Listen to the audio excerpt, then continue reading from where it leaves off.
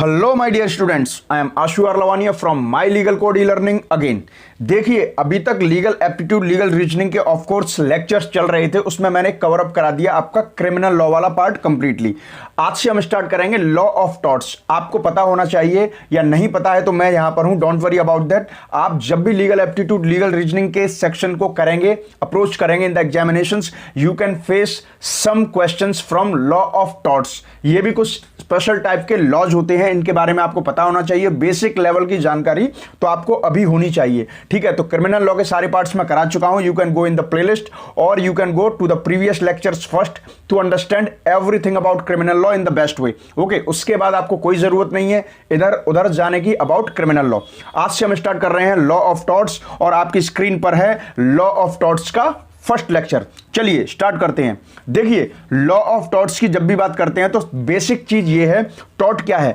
Tort एक Latin word है जो कि होता है टॉर्टम। टॉर्टम से बना हुआ है, और जब आप बात करेंगे टॉर्टम हो या टॉर्ट, बात एक ही है। जब इसके मीनिंग की बात करेंगे तो इसका मतलब होता है ट्विस्टेड और क्रुक्ड, या व्हाट इज नॉट स्ट्रेट। कहने का मतलब यह है कि अगर किसी भी बात को तोड़ मरोड़ करके पेश किया जाता है, या वो जलेबी की तरह सीधी है। जलेबी की तरह सीधी का मतलब आप जानते हैं, ये जनरल एक कहावत है। इसका मतलब यह है कि किसी भी बात को घुमा फिरा करके, तोड़ मरोड़ करके पेश करना, उसको सीधे सीधे ना बताना, दैट इज ट्विस्टेड और क्रुक्ड, ठीक है।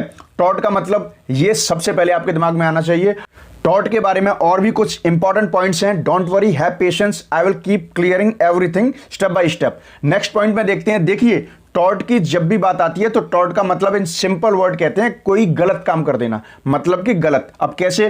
देखिए, एक टॉर्ट जो होता है, टॉर्ट की जब भी बात आएगी वो सिविल रॉन्ग कहलाता है, जो कि पब्लिक रॉन्ग से अलग है। हिंदी में बोलें तो नागरिक के तौर पर क्या गलतियां होती हैं उसको टॉर्ट कहते हैं।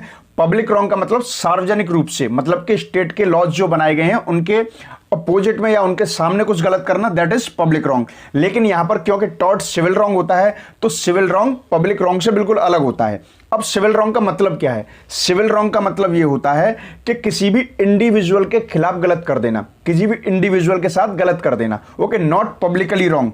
ऐसा नहीं कि कोई आप सार्वजनिक तौर पर गलत कर रहे हैं तो वो तो एक तरीके से क्रिमिनल रॉन्ग हो जाएगा, वो क्रिमिनल रॉन्ग है। लेकिन ऐसी चीज आप किसी भी इंडिविजुअल के खिलाफ आप कुछ भी गलत कर रहे हैं सिविल लेवल पर। सिविल लेवल मतलब अगेंस्ट एन इंडिविजुअल। कोई भी पूछे सिविल रॉन्ग क्या होता है?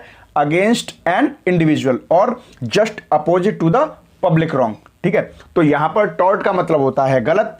टॉर्ट मतलब एक सिविल रॉन्ग होता है, और इसका मतलब यह नहीं है कि सारे सिविल रॉन्ग्स टॉर्ट होते हैं।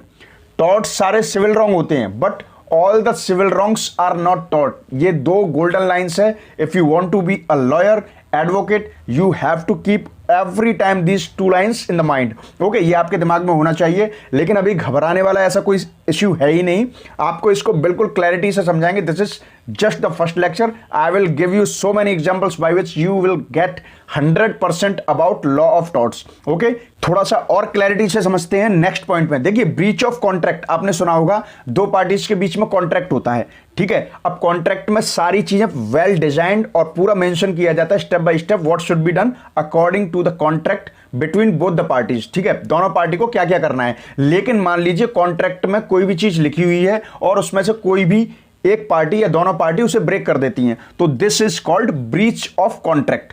लेकिन ये टॉर्ट नहीं है, ये सिविल रॉन्ग तो है। हमने पीछे डिस्कस किया था कि सारे के सारे टॉर्ट्स जो होते हैं वो सिविल रॉन्ग होते हैं, लेकिन all the civil wrongs are not tort. सारे सिविल रॉन्ग्स टॉर्ट नहीं होते हैं। उसी का एक एग्जांपल दिया है to make you understand. Okay, breach of contract एक सिविल रॉन्ग है, ठीक है। दो इंडिविजुअल पार्टीज या कुछ भी हो, दो इंडिविजुअल्स के बीच में होता है, लेकिन ये टॉर्ट नहीं है। सिविल रॉन्ग तो है लेकिन टॉर्ट नहीं है। क्यों? क्योंकि इसमें ऑलरेडी जब कॉन्ट्रैक्ट साइन किया जाता है तो उसमें सारी चीजें प्री लिक्विडेटेड होती हैं, मतलब कि पहले से ही लिखी होती हैं कि किस तरीके का अगर ब्रीच होता है या कॉन्ट्रैक्ट को किसी तरीके से तोड़ा जाता है, किस वे में तोड़ा जाता है, जितनी भी पॉसिबिलिटीज होती हैं वो अगर होती हैं तो उसके बाद में क्या कंपेंसेशंस होंगे, क्या पनिशमेंट होगा, everything is written in that document. That's why breach of contract is a civil wrong but not a tort. देखिए, तो यहां पर हमें क्या समझ में आता है? हमें यह भी समझ में आता है कि टॉर्ट वो होता है जिसका अगर मान लीजिए कोई भी तरीके से कुछ गलत होता है, टॉर्ट का मतलब क्या होता है, गलत होना। अगर कुछ भी गलत होता है अंडर टॉर्ट तो पहले से उसका कुछ फिक्स नहीं है कि अगर इस तरीके से हो जाएगा तो इसका ये कंपेंसेशन होगा एंड ऑल, ठीक है। तो यहां पर कॉन्ट्रैक्ट में क्या होता है, ये सारी चीजें पहले से लिखी होती हैं। When breach of contract occurs then what will be the punishment and compensation and all. तो वो कॉन्ट्रैक्ट में क्या होता है कि पहले से प्री लिक्विडेटेड होती हैं, सारी चीजें पहले से मेंशन होती हैं। लेकिन टॉर्ट में जब गलत होता है तो पहले से कुछ लिखा नहीं होता कहीं पर भी कि ऐसे में किसको क्या कंपेंसेशन देना है या क्या पनिशमेंट है, ठीक है। एक तो ये मेजर डिफरेंस है। अगला पॉइंट और देखते हैं अच्छे से समझने के लिए। अगले पॉइंट में भी देखिए वही बात आती है जो मैं आपको बता रहा था। टॉर्ट क्या होता है, टॉर्ट में डैमेजेस अगर हो जाते हैं, जाहिर सी बात है जब भी किसी तरीके का रॉन्ग होगा तो कुछ ना कुछ तो डैमेज होगा, कुछ ना कुछ तो हानि होगी, किसी भी तरीके की हो सकती है। अगर कोई भी डैमेज होता है अंडर टॉर्ट तो उसके क्या प्रावधान है, पनिशमेंट क्या मिलेगा, कंपेंसेशन क्या होगा या उसका क्या निदान होगा, उसके बारे में कहीं पर भी लिखा नहीं होता है। वो बस देख करके, सिचुएशंस को देख के जो भी जस्टिस या जज होता है, जो मीडिएटर होता है, वो डिसाइड करते हैं, ठीक है, कि क्या होना चाहिए। तो इसको कहते हैं टॉर्ट। टॉर्ट में डैमेजेस के बारे में पहले से लिखा नहीं होता कि क्या क्या इस पर कंपेंसेशन या पनिशमेंट मिलेगा। और जब भी कोई क्रिमिनल लॉ या ब्रीच ऑफ कॉन्ट्रैक्ट का मैंने एग्जांपल दिया है, जो टॉर्ट नहीं होता है वो तब होता है जब ऑलरेडी सारे कंपेंसेशन, सारे कानून, पनिशमेंट के बारे में पहले से ही लिखा हुआ है, ठीक है। ये दो मेजर डिफरेंस हैं। यहां पर एक लीगल मैक्सिम आपको दी हुई है, this is very very very important. Direct question आता है, what it is about. Okay, नाम है उबी जुस इबी रेमेडियम, इसे याद रखिएगा। इसका मतलब देखिए सीधा सीधा ये होता है, there is a right, there is a remedy. इसका मतलब समझ लीजिए कि जहां पर किसी भी तरीके के राइट प्रदान किए जाएंगे वहां पर रेमेडीज भी होंगी, मतलब कि उपचार भी होंगे। इसका मतलब ऐसे समझिए कि अगर किसी को राइट दिया गया है, ठीक है, किसी का या किसी दो को या कुछ भी लोगों को, group of people and what ever is that, अगर राइट दिया गया है, किसी भी तरीके का अधिकार दिया गया है, तो अगर वो अधिकार टूटता है या कोई भी किसी तरीके का ब्रीच होता है, किसी भी तरीके का मिसमैनेजमेंट होता है, तो उस केस में क्या क्या रेमेडीज होंगी, क्या क्या उपचार होंगे, वो भी होना बहुत जरूरी है, यही कानून कहता है। तो what is meaning by the ubi jus ibi remedium, इसका मतलब है there is a right, there is a remedy. इसको डायरेक्ट याद रखिएगा, डायरेक्ट आपको नंबर मिलेगा, डायरेक्ट मार्क मिलेगा, ठीक है। और आगे से और भी काफी कुछ डिस्कस करना है, जिससे कि टॉर्ट, आज इस लेक्चर में ना टॉर्ट को आप ऑलमोस्ट पूरा समझ ही जाएंगे और बचा हुआ होगा आगे के लेक्चर्स हैं। Don't worry, I am here as usual, keep commenting, I will be there for you, ठीक है। अब आगे बढ़ते हैं। अब देखिए, सबसे पहले मैं आपको दो वर्ड बताता हूं लॉयर बनने के लिए, लीगली और वैसे भी जनरल टर्म में भी ये आपको दो वर्ड आने चाहिए। दो वर्ड्स क्या क्या हैं? Number one, defendant and plaintiff.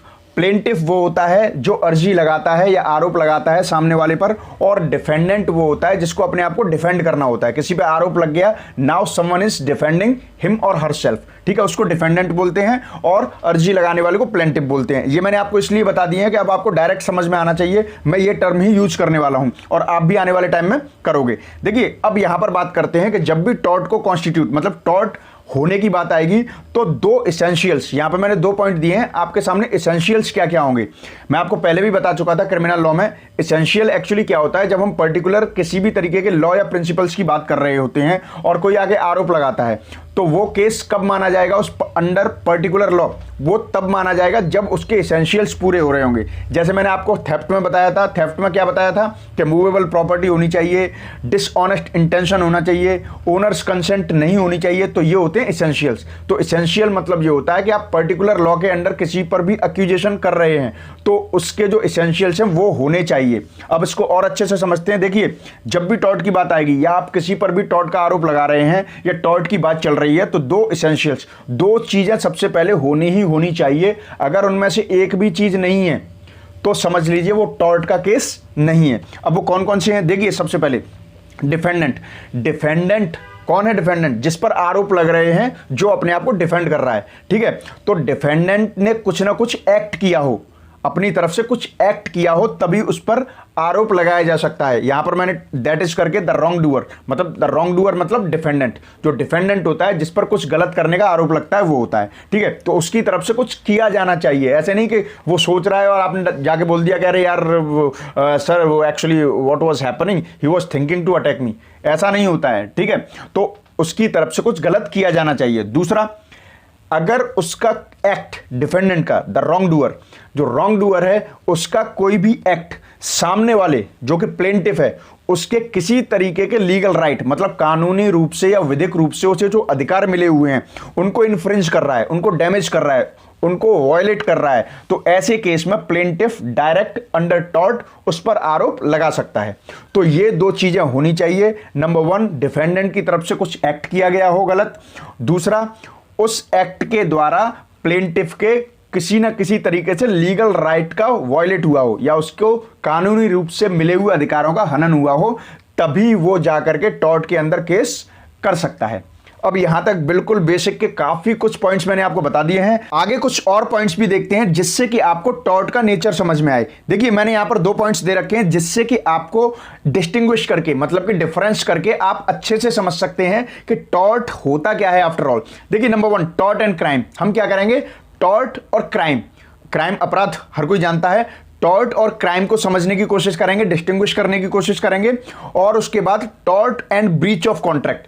Tort और ब्रीच ऑफ कॉन्ट्रैक्ट मतलब कि कोई भी कॉन्ट्रैक्ट होता है उसको ब्रीच कर देना, तोड़ देना, इनमें क्या डिफरेंसेस होते हैं, ये 2 डिफरेंसेस देख करके आप अंडरस्टैंड करना सीख जाएंगे व्हाट इज टॉर्ट। ठीक है, चलिए तो इसी को अब डिस्टिंग्विश करने की तरफ चलते हैं।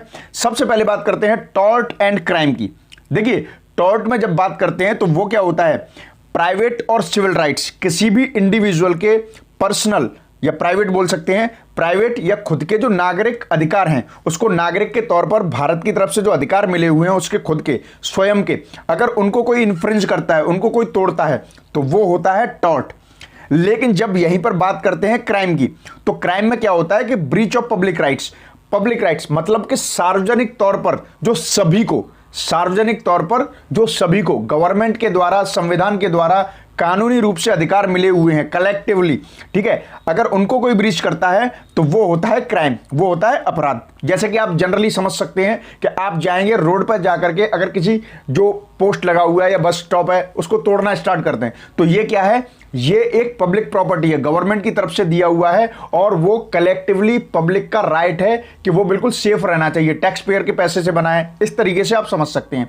लेकिन अगर कोई आके आपको इंडिविजुअली पकड़ रहा है, आपको स्लैप कर रहा है या किसी भी तरीके का क्राइम कर रहा है against you, that is tort, क्योंकि वो पर्सनली, इंडिविजुअली आपके लीगल राइट्स को वायलेट कर रहा है। लेकिन वहीं पर अगर पब्लिकली जो गवर्नमेंट की तरफ से, हमारे सिस्टम की तरफ से जो पब्लिकली लीगल राइट्स मिले हुए हैं सार्वजनिक तौर पर, उनको कोई ब्रीच करेगा तो वो होगा क्राइम। यहां तक आपको समझ में आया होगा। फिर भी अगर कोई प्रॉब्लम है, don't worry, I am here, go to the comment box, I will reply for that. Next point को देखते हैं। देखिए टॉर्ट में क्या होता है, टॉर्ट का मेन एम क्या होता है। मेन एम ये होता है कि मान लीजिए प्लेंटिफ है, अर्जीदार है, उसको जो भी नुकसान हुआ है उसको कंपेंसेशन दिलवाना है, किससे, डिफेंडेंट से। ये होता है टॉर्ट का जो मेन एम होता है, मेन लक्ष्य होता है। यहीं पर जब हम क्राइम की बात करते हैं तो क्राइम अगर किसी ने किया है तो मुख्य उद्देश्य क्या होता है, मुख्य उद्देश्य होता है कि मुख्य आरोपी जो अपराधी है, पहले तो उसे अपराधी बोलेंगे, अपराधी ने मान लीजिए कोई क्राइम किया है तो उसको पनिश करना, जब उसके सजा मिल जाती है या सिद्ध हो जाता है ही इज कन्विक्टेड और शी इज कन्विक्टेड, तो उसको पनिशमेंट देना, यह होता है क्राइम का उद्देश्य।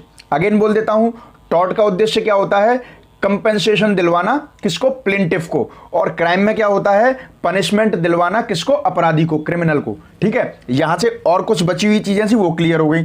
अब अगला जो स्लाइड है उसमें हम बात करेंगे tort and breach of contract. देखिए काफी कुछ आपको समझ में आ गया होगा टॉर्ट के बारे में। अब इसी को और क्लैरिटी से समझने के लिए टॉर्ट एंड कॉन्ट्रैक्ट का भी सहारा लेते हैं। देखिए टॉर्ट में क्या होता है कि मान लीजिए किसी की जिम्मेदारी है, टॉर्ट पहले तो इंडिविजुअल के खिलाफ होता है, इंडिविजुअली सबको जिम्मेदारियां दी गई हैं सोसाइटी में रहने के लिए, सोशल रेस्पॉन्सिबिलिटीज को परफॉर्म करने के लिए जिम्मेदारियां दी गई हैं, और वो जिम्मेदारी किसके द्वारा फिक्स की गई हैं, वो की गई है कानून के द्वारा। लेकिन यहीं पर जब हम कॉन्ट्रैक्ट की बात करते हैं तो जिम्मेदारियां उसमें भी होती हैं, लेकिन वो जिम्मेदारियां किसके द्वारा फिक्स की जाती हैं, कॉन्ट्रैक्टिंग पार्टीज के द्वारा, जो कॉन्ट्रैक्ट करने वाली जो पार्टीज हैं उनके द्वारा वो जिम्मेदारियां डिसाइड की जाती हैं, फिक्स की जाती हैं, कॉन्ट्रैक्ट में वो मेंशन भी होता है। और दूसरी बात यह है कि जो कॉन्ट्रैक्ट से रिलेटेड ड्यूटीज होती हैं वो पार्टीज के लिए ही होती हैं, वो हर किसी के लिए नहीं होती। लेकिन टॉर्ट में जो जिम्मेदारियां लॉ के द्वारा फिक्स की गई है वो सबके लिए होती है। तो इन नटशेल आपको क्या बोलना है, टॉर्ट में आपकी जो रेस्पॉन्सिबिलिटीज और ड्यूटीज हैं वो लॉ के द्वारा फिक्स की जाती हैं, कॉन्ट्रैक्ट में जो आपकी ड्यूटीज हैं वो किसके द्वारा फिक्स की जाती हैं, कॉन्ट्रैक्टिंग पार्टीज के द्वारा। नेक्स्ट पॉइंट में और देखते हैं। देखिए टॉर्ट में क्या होता है कि डैमेजेस जो भी होते हैं उनके बारे में कहीं कानून की किताब में लिखा नहीं होता कि मान लीजिए इस तरीके का ये डैमेज हुआ है तो इसको ये कंपेंसेशन देना है या इसको ये सजा देनी है, कुछ भी नहीं लिखा होता। वो क्या होता है कि जब जज के या बिल्कुल जुडिशियल अथॉरिटी के सामने बात आती है तो वो पूरी सिचुएशंस को देखते हैं, समझते हैं, फैक्ट्स को देखते हैं और उन सारी चीज़ों के आधार पर कलेक्टिवली उसका कंपेंसेशन या पनिशमेंट निर्धारित करते हैं। लेकिन जब कॉन्ट्रैक्ट की बात आती है तो कॉन्ट्रैक्ट में ऑलरेडी टर्म्स एंड कंडीशंस सारी चीज़ें पहले से ही मेंशन कर दी जाती हैं कि अगर इस तरीके से किसी भी तरीके का ब्रीच होता है तो ये कंपेंसेशन या ये पनिशमेंट होंगे। तो ये देखिए टॉर्ट के बारे में समझाने के लिए कितने तरीके से आपको समझाने की कोशिश की है, अब आपको बिल्कुल कंप्लीटली समझ में आ गया होगा। देखिए अब आपकी स्लाइड पर है एक्ट ऑफ ओमिशन, मतलब कि कौन से काम होते हैं टॉर्ट के अंडर में जो नहीं किए जाने चाहिए, उनके क्या क्या एक्ट होते हैं, इसको और अच्छे से समझते हैं। एक पॉइंट आपके सामने स्क्रीन पर, इसमें सीधी बात है टॉर्ट में हमेशा याद रखिएगा, मैं आपको फिर बता रहा हूं कि दो पार्टीज होती है, एक होती है प्लेंटिफ अर्जीदार और एक होता है डिफेंडेंट जिस पर आरोप लगा है। अब इन दोनों के बीच में केस चलता है। अगर टॉर्ट के इस केस में प्लेंटिफ को जीतना है तो देखिए सबसे पहले उसको याद रखना पड़ेगा कि उसको जो डिफेंडेंट के खिलाफ केस लगा रहा है तो डिफेंडेंट की जब वो बात आए कि उसने जो एक्ट किया है उसकी उम्मीद नहीं की जा सकती कि उससे सामाजिक तौर पर ऐसा काम करना चाहिए था प्लेंटिफ के खिलाफ। ठीक है, अगर ये प्रूव हो जाता है तो समझ लीजिए कि उसमें टॉर्ट के केस में प्लेंटिफ को जीत मिल जाएगी। कुछ एग्जांपल्स देके आपको और समझाता हूं। जैसे कि नंबर 1 एग्जांपल, मान लीजिए ए ने रोड पर गड्ढा खोद दिया। अब ए ने जब रोड पर गड्ढा खोद दिया, बी आया उसमें गिर गया, तो यहां पर ए बी को कंपेंसेशन देगा, मतलब कि A is liable to be in the tort. Tort के केस में ए को कंपेंसेशन देना पड़ेगा बी को। क्यों? यहां पर देखिए बी क्या है, प्लेंटिफ है, ए इज डिफेंडेंट। समझिए क्यों? रोड होती है सबके लिए चलने के लिए, आपने भी रोड पर देखा होगा, road is a public property. ठीक है, पब्लिक प्रॉपर्टी है, सब लोग उस पर चलते हैं, गाड़ियां चलाते हैं। अगर मान लीजिए आप गड्ढा खोद भी रहे थे तो वहां पर कोई बोर्ड लगा देते कि यहाँ पर काम चल रहा है, वर्क इन प्रोग्रेस, जो आपने देखा होगा रोड पर चलते फिरते। तो बोर्ड क्यों लगाया जाता है? जिससे कि सामने वाला सचेत हो जाए। सामने वाले को कुछ पता नहीं है, वो अपने लीगल राइट्स का यूज कर रहा है, रोड पर चलना उसका अधिकार है, सार्वजनिक संपत्ति पर चल रहा है और वो जाके गिर गया। तो इसमें एक ही गलती है, and A is liable to be in tort. Tort के केस में ए को बी को कंपेंसेशन देना पड़ेगा। नेक्स्ट ऑप्शन देखते हैं। देखिए ए बी के घर में या बी की जमीन पर, लीगली बी की जमीन है, उसमें उसकी बिना मंजूरी के चोरी छुपे ट्रेसपास कर देता है, घुस जाता है। ठीक है, तो यहां पर भी, और वहां पर जाकर के करता क्या है, कोई ऊधम टाइप का कर देता है या न्यूसेंस क्रिएट कर देता है जिससे कि बी को प्रॉब्लम हो जाती है। तो यहां पर भी ए को जो बी के लीगल राइट का इन्फ्रिंजमेंट हुआ है, बी के जो लीगल राइट का वायलेशन हुआ है, तो ए को यहां पर भी कंपेंसेशन वगैरह देना पड़ेगा। देनदारी ए की रहेगी टुवर्ड्स बी। लास्ट पॉइंट भी देख लेते हैं। Here we are talking about clock tower in Chandni Chowk, Delhi, very famous place, everyone must know about this. I am a Delhiite, so I know, I keep going there. Okay, apart from this, come to the point. यहां पर बात चल रही है कि चांदनी चौक में जो clock tower है वो क्या किया, वो फटाफट गिर गया, मतलब उसके एक रिपेयर की जरूरत थी लेकिन वो गिर गया, उससे कई लोगों की डेथ हो गई वहां पर। ठीक है, लोगों के ऊपर गिरा तो कई लोगों की डेथ हो गई और पाया गया कि पहले से ही काफी टाइम से उस क्लॉक टावर की मरम्मत की जानी थी क्योंकि वो बहुत ही जर्जर अवस्था में हो गया था और उससे नुकसान हो सकता था। ये म्यूनिसिपल कॉर्पोरेशन को पहले से ध्यान देना चाहिए था, उसका प्रॉपर रिपेयर करवाना चाहिए था। अब यहां पर उसकी गलती की वजह से म्यूनिसिपल कॉर्पोरेशन, मतलब कि जो म्यूनिसिपल निगम होता है जिसे एमसीडी वगैरह बोलते हैं, उसकी यहां पर देनदारी रहेगी क्योंकि वो जानते थे कि इसकी मरम्मत करवानी है, ये उनकी लीगल राइट में था लेकिन उन्होंने नहीं करवाई। यहां पर उनकी वजह से लोगों की मौत हो गई, तो यहां पर सीधे सीधे कॉर्पोरेशन को लायबल ठहराया जाएगा and they have to compensate all the plaintiff. ठीक है, जितने भी प्लेंटिफ हैं उनको देनदारी देनी पड़ेगी, उनको कंपेंसेशन देना पड़ेगा। तो this is all about tort. ठीक है, टॉर्ट को जितने अच्छे तरीके से समझाया जा सकता था मैंने आप सबको समझाया, आपको समझ में आया भी होगा। इस सारे लेक्चर को बहुत ही कंसंट्रेशन से एक बार देखिए, दोबारा देखने की जरूरत नहीं पड़ेगी। फिर भी कोई प्रॉब्लम है डायरेक्ट कमेंट बॉक्स में आके मुझसे पूछ सकते हैं। आगे मैं आपको एग्जांपल्स दूंगा जिससे कि बिल्कुल क्रिस्टल क्लियर हो जाएगा ये टॉपिक। डरने की जरूरत नहीं है, don't panic, keep watching my legal code e learning. देखिए ऑब्वियसली टॉर्ट से आगे के लेक्चर्स को हम डिस्कस करेंगे और एग्जांपल्स को बिल्कुल एलैबोरेट इलस्ट्रेशंस के साथ समझेंगे। तब तक keep watching this lecture, take care, good luck and bye bye.